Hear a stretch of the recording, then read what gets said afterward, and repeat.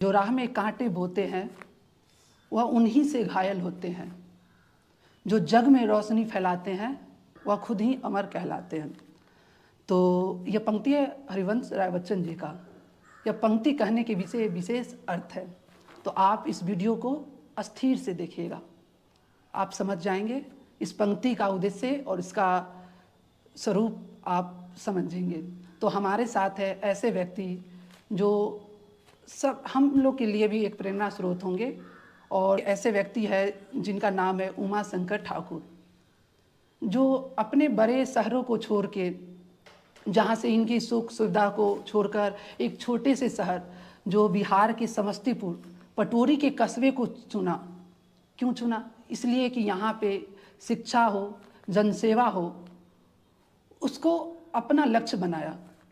अगर ये चाहते तो ये भी आसानी से मेहनत, ये परिश्रम की लक्ष्य को छोड़ के कहीं अपने सुख सुविधा में रह सकते थे। तो इनके जीवन में बहुत ऐसे बातें हैं जो अगर बताएंगे तो आपको कभी सोचना पड़ेगा। तो इनकी जीवन पे बात करेंगे आराम से कभी। तो फिलहाल आपको पता है कि अभी हम बिहार में हैं, और बिहार आते ही आप दर्शक को पता होगा कि बिहार की राजनीतिक और बिहार विधानसभा 2025 है और अंतिम स्तर पर भी है। तो आप लोग चाहते होंगे कि राजनीतिक पर बात करें, तो हमने भी सोचा कि सर से बात किया जाए।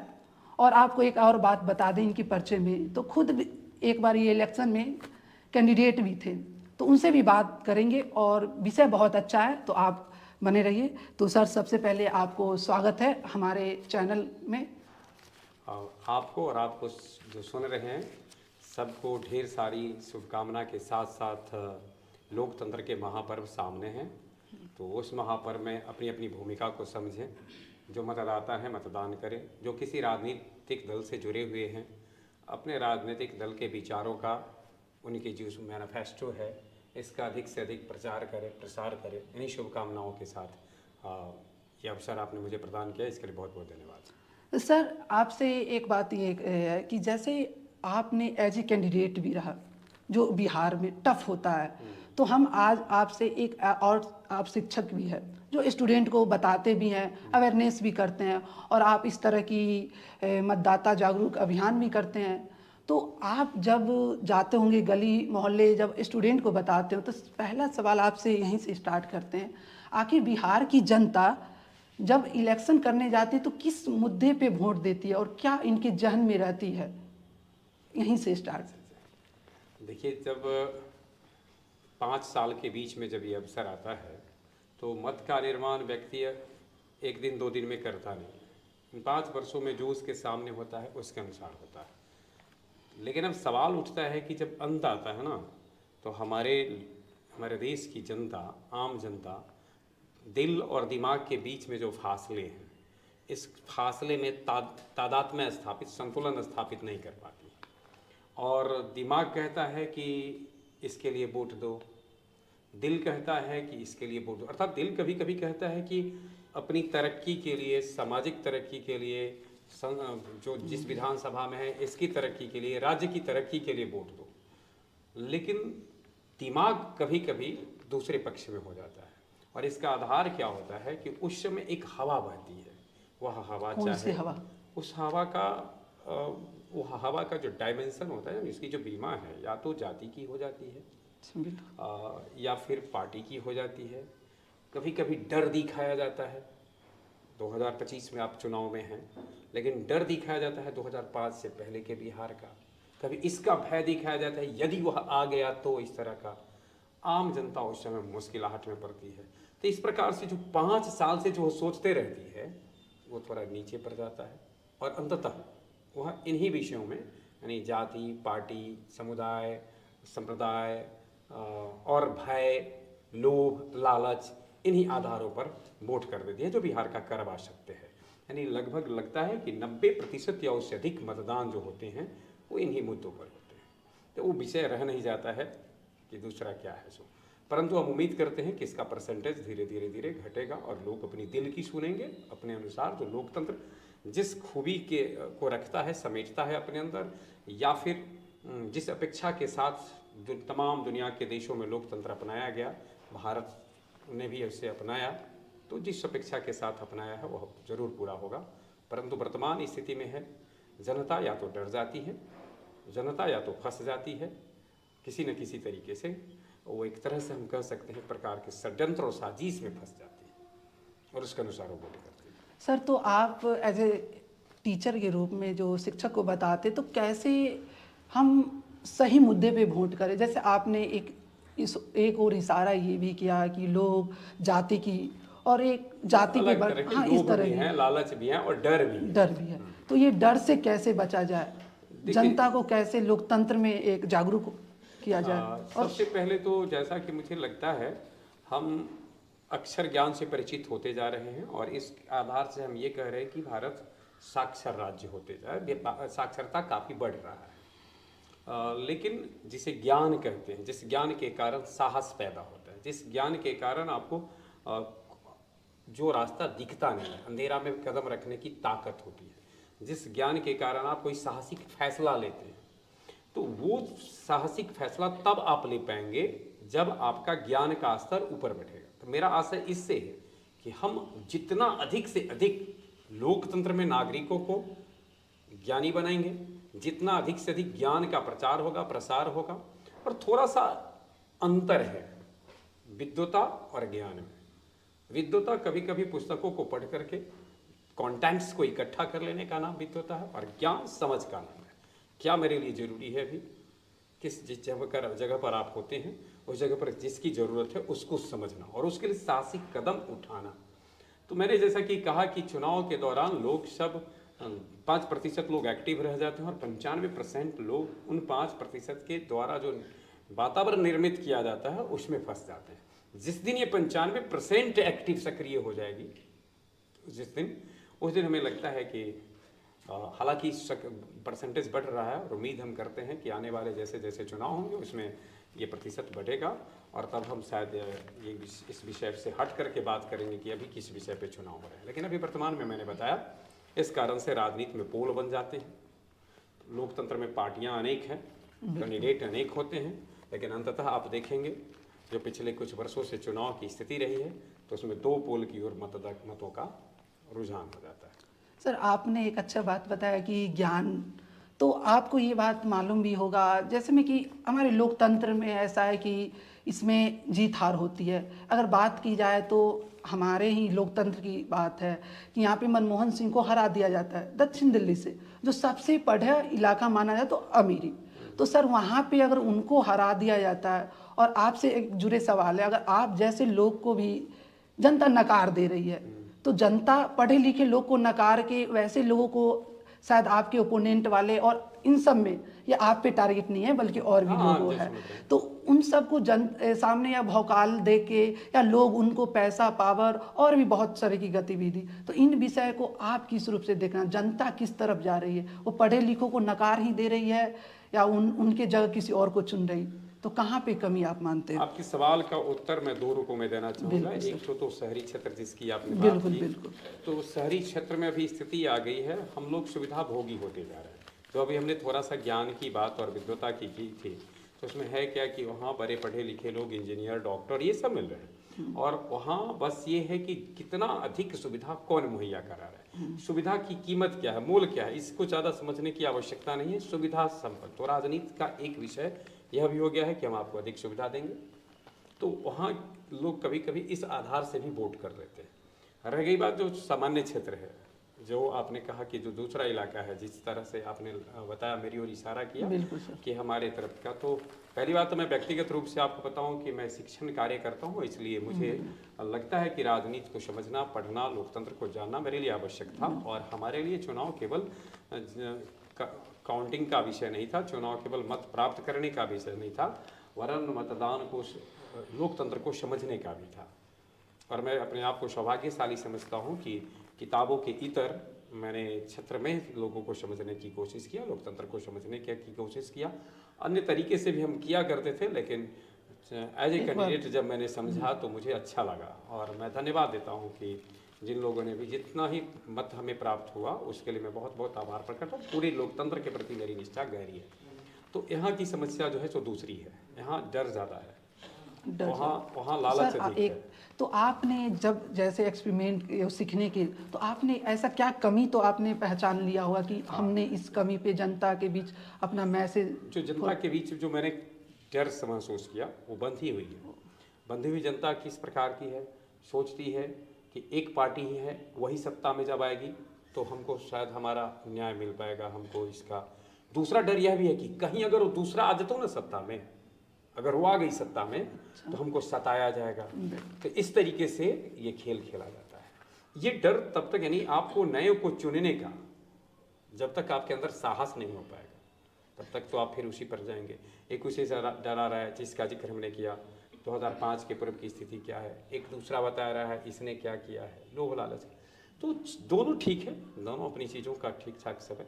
लेकिन मैं अपील करना चाहता हूँ तमाम जो प्रत्याशी हैं उनसे कि आपके पास क्या है, आपके मैनिफेस्टो क्या हैं, आपके घोषणा पत्र और आपके जो प्लानिंग है वो क्या है, इस पर ज़्यादा वोट लेने की कोशिश करें।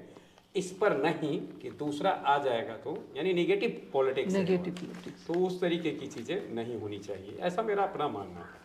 और आम जनता का इसमें मैं दोष नहीं कहूँगा, मैंने इससे पहले ही उत्तर दे दिया।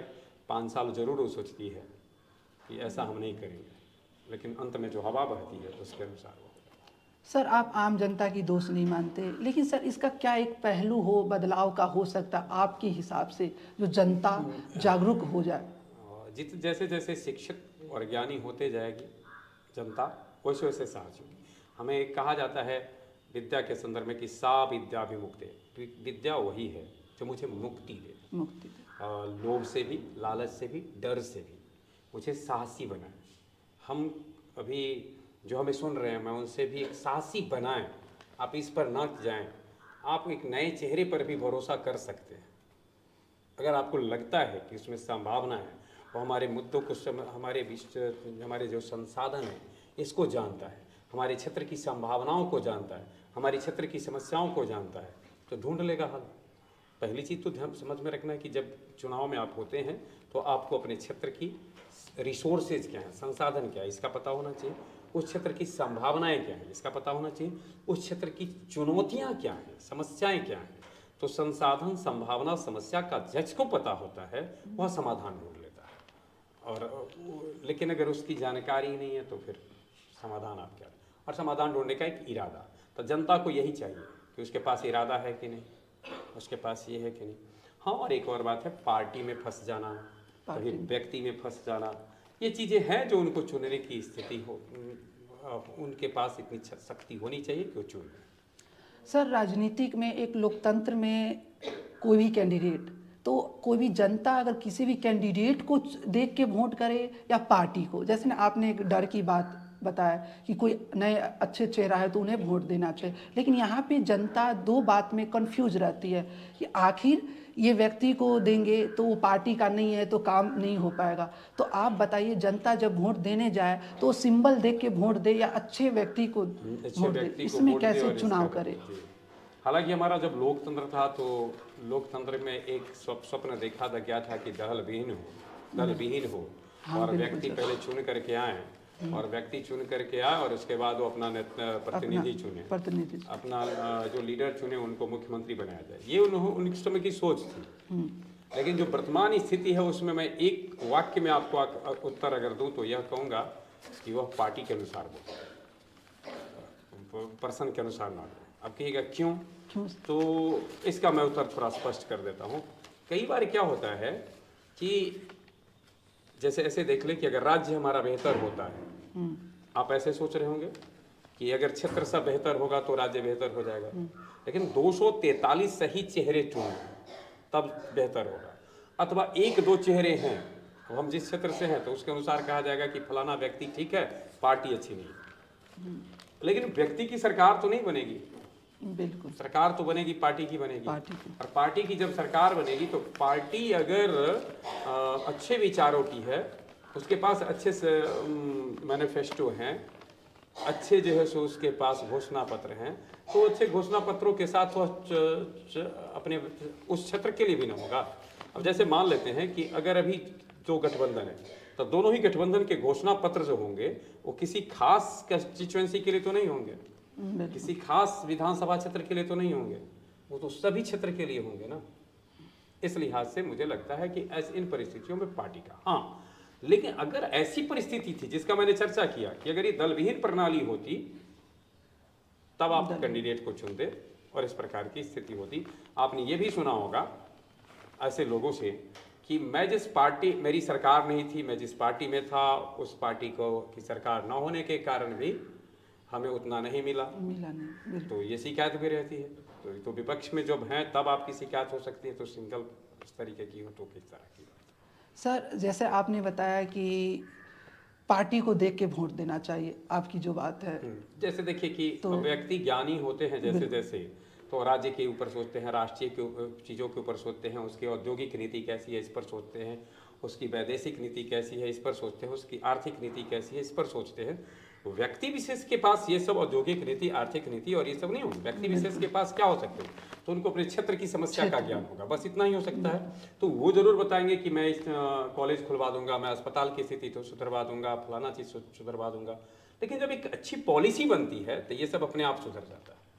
हाँ ठीक है, मैं मानता हूँ इस बात को कि करप्शन एक चुनौती सामने आता है विषय, इस विषय को मैं मानता हूँ, लेकिन अगर अच्छी नीति बनेगी तो करप्शन दूर करने की भी तो बनेगी ना। और वो नीति तो तभी बन सकती है जबकि एक पार्टी का मैनिफेस्टो बेहतर हो, एक दल बेहतर हो, इसके लिए हमने कहा। तो सर आप जानते होंगे बिहार की बात करें तो बिहार की पॉलिटिक्स आज 15-20 साल और 35 साल नीतीश और लालू जी के इर्द गिर्द ही घूम रही है। तो इसमें अगर बदलाव होना होता तो फिलहाल लोग कहते हैं कि बदलाव उसी इर्द गिर्द पिरामिड पे हाँ, यानी इधर से उधर हाँ बिल्कुल। तो इसमें नए विकल्प को लोग एक्सेप्ट नहीं कर पाते हैं, क्योंकि आपने फिलहाल भी देखा होगा बिहार में पुलर्स पार्टी एक नाम के आई थी तो उनको धरातल पे ना हुआ, और इस बार एक नई पार्टी जन सुराज आई है। तो क्या लगता है लोग क्या इस नए ऑप्शन को एक लेंगे या उसी इर्द गिर्द पे ही पॉलिटिक्स चलेगा? तो जन स्वराज की जिसकी आपने चर्चा की और एक और पार्टी की चर्चा की, पुलर्स की, तो दोनों के जमीन पर उतरने के तरीके भिन्न भिन्न थे। एक ने राजनीतिक चुनाव को निकट देख करके घोषणा किया और दूसरे ने पहले एक अभियान चलाया। जन स्वराज एक अभियान था राजनीतिक पार्टी होने से पहले, उस अभियान के तहत जुड़ा गया। तो ये सत्य है कि जड़ता जितनी मजबूत होती है बल थोड़ा अधिक लगता है। बिल्कुल।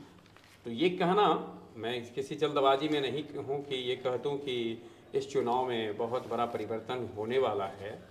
आपका इशारा मैं समझता हूँ, और पोल जो है दोनों मजबूत, वो कमज़ोर इस बार के चुनाव में हो या ना हो, लेकिन दोनों ही पक्ष एक व्यक्ति की, एक पार्टी की चर्चा कर रही हो, दोनों ही गठबंधन के द्वारा चर्चा हो रही हो, ये बड़ी जीत है। तो मुझे लगता है कि एक जीत तो जन स्वराज की यही है। एक जीत यह है कि एनडीए गठबंधन भी उसकी चर्चा में है, इंडिया गठबंधन भी उसकी चर्चा में। आपने जिस पुलर्स की बात की उसकी कोई चर्चा का विषय नहीं था किसी गठबंधन के द्वारा। तो अब प्रशांत किशोर की टीम अर्थात जन स्वराज की पार्टी कितना वोट लाएगी ये विषय बाद का है। दोनों के ने को चर्चा के लिए बाध्य कर दिया है, यही स्पष्ट है, यही स्पष्ट करता है ना, अब तेरी हिम्मत की चर्चा गैर की महफिल में है। तो स्वाभाविक बात है कि इसका अर्थ है कि थोड़ी सी चुनौती, थोड़ा परेशान तो दोनों होंगे, जरूर होंगे। और मुझे लगता है कि जनता जब थोड़ा सा निराश होगी तो स्थिरता से अगर पीके की टीम यानी जन स्वराज अगर है तो उसकी ओर जाए। और विगत कुछ वर्षों में एनडीए इंडिया के अलावे जनता की निराशा के आलम में भी कोई नजर ही नहीं है सामने। आप देख ही रहे होंगे कि पार्टी जो बनती है वो कहीं ना कहीं शिफ्ट हो जाती है।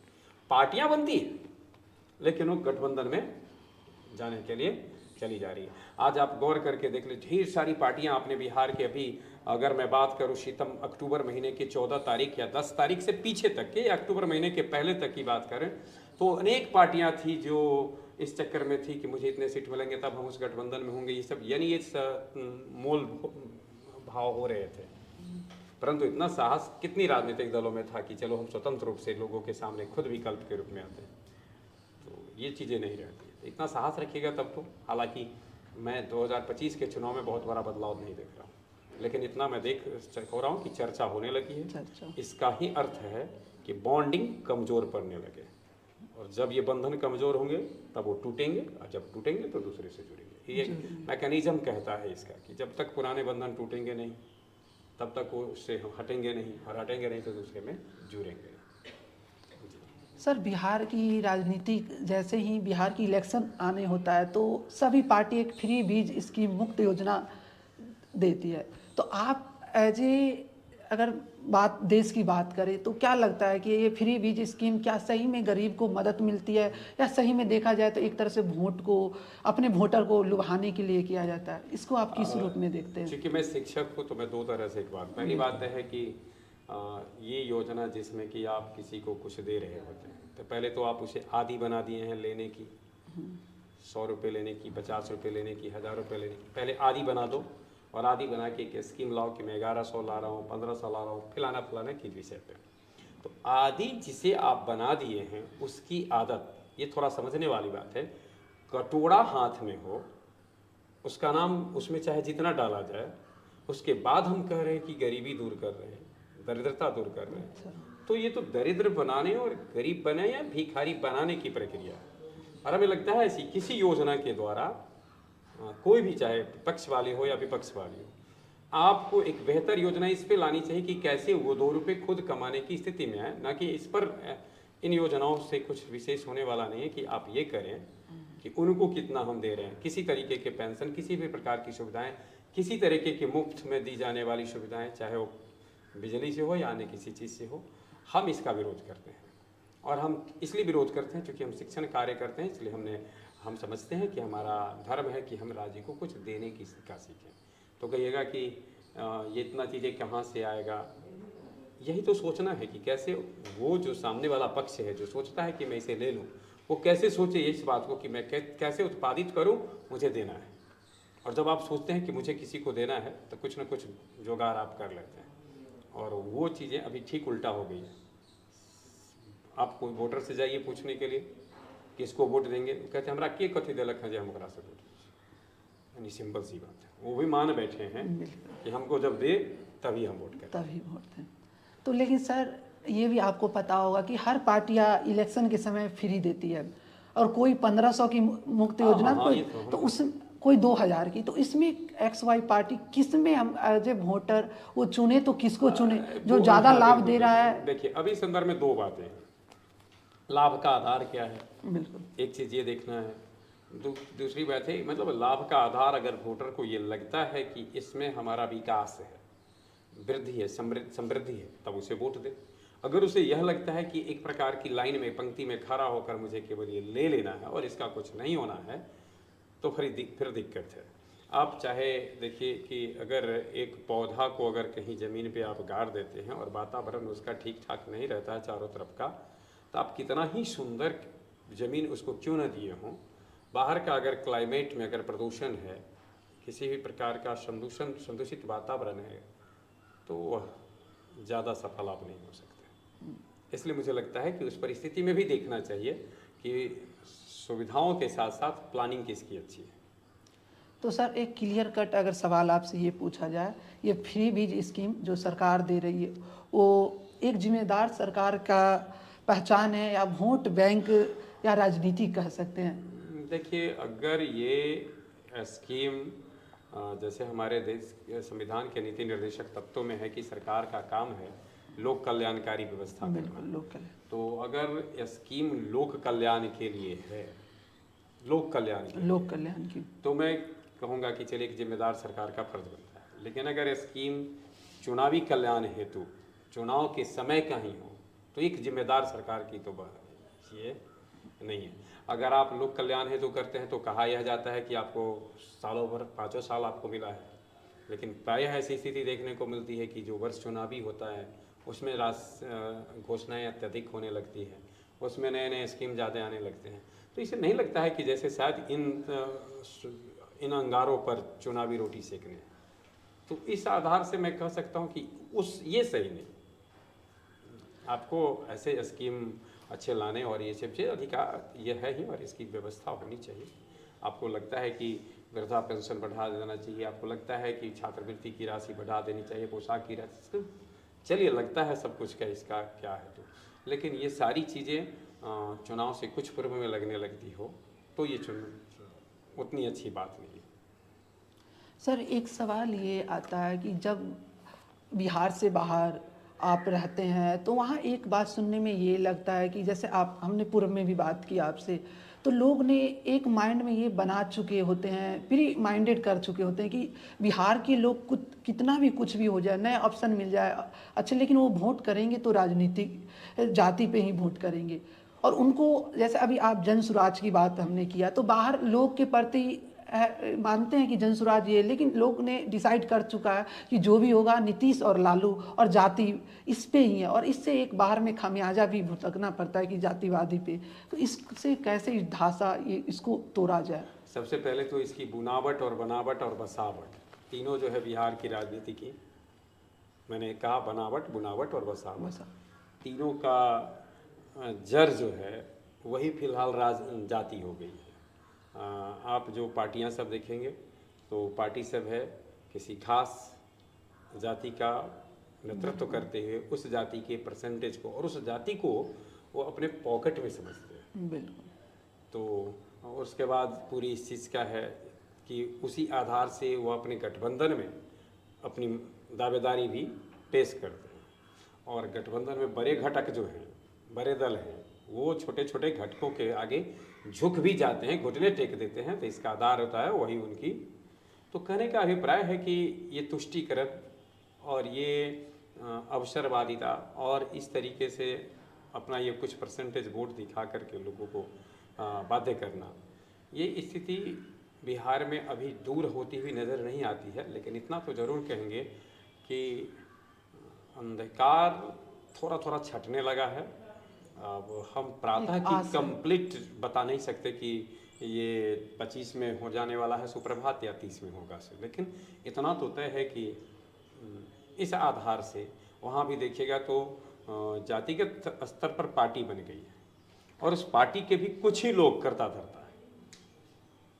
ऐसा नहीं है कि हाँ अलग बात है कि तुष्टीकरण के लिए वो किसी दूसरे फलाना चिलाना को भी टिकट देते हैं, और जब वो दूसरे को टिकट देते हैं तो इस आधार से देते हैं कि ये इतना परसेंट तो मेरा कास्ट वाला है ही ना है, वो कुछ दूसरा वाला लाएगा। तो इस तरीके से यानी वो समीकरण सेट करते हैं, इक्वेशन को बैलेंस करने की कोशिश करते हैं। हाँ लेकिन मुझे लगता है कि अंधेरा छटेगा,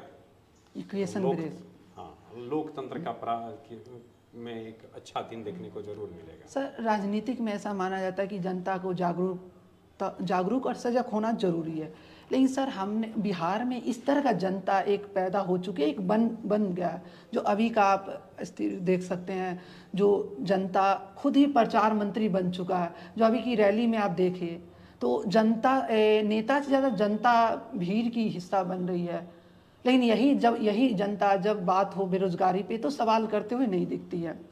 लेकिन इलेक्शन समय इस तरह का एक फोर्स हो जाना। हाँ ये मैंने अभी आपको थोड़ा देर पहले कहा था ना कि चुनाव से पूर्व शुरू होने से पहले जरूर ये सब सोचते रहती है, लेकिन चुनाव आते आते आते ऐसी चीज़ों का ऐसे तंत्र का सहारा लिया जाना होता है, वैसे विधियों का सहारा राजनीतिक दल लेती है कि ये सब विषय गौण पड़ जाते हैं और उस समय हवा दिया जाता है। आपके मुख्यमंत्री होंगे, आपके पार्टी के हैं, आपके जाति के हैं, आपको पैसा क्या चाहिए, आपकी ज़रूरतें क्या हैं और वगैरह वगैरह जो चीज़ें हैं। कहा जाता है कि भाई जो व्यक्तिगत रूप से भी अगर किसी तरीके से बहकाया जा सकता है कुछ पैसा दे करके तो वो भी कर लो, इस प्रकार की स्थिति हो जाती है। तो जब उस हालात में जब आ जाए तो एक योजना पीछे छूट जाती है और उन्माद आगे आ जाता है, उत्साह भी पीछे छूट जाता है, अनुशासनहीनता आगे आ जाती है। तो इस तरीके से जो अभी आप देख रहे हैं रैली में, फलाने में, भीड़ भाड़, गाड़ी में फलना, ये सब चीज़, ये मुझे लगता है कि कुछ चीज़ों का जिसे आगे होना चाहिए उसका पीछे हो जाना है, और जिसको आगे और पता है जिनको कि रोटी इस पे सेकनी है वो इसी को आगे करना चाहिए। चूँकि आपको भी पता है कि विगत वर्षों से जो पॉलिटिकल जो स्थिति बनी है तो उसमें लोग चाहते हैं कि किसी तरीके से पहले सत्ता में आया जाए। सत्ता में आने के लिए इसकी ज़रूरत पड़ेगी। सर अगर आपसे एक सवाल इस रूप में पूछा जाए कि अगर जैसे कि राजनीति की बदलते स्वरूप जो पहले की राजनीतिक और अभी की राजनीतिक में क्या फ़र्क आप देखते हैं? देखिए, पहले तो ध्यान में रखना है कि पहले लोगों की संख्या कम थी, अब जो पॉलिटिक्स में इंटरेस्ट रखते थे।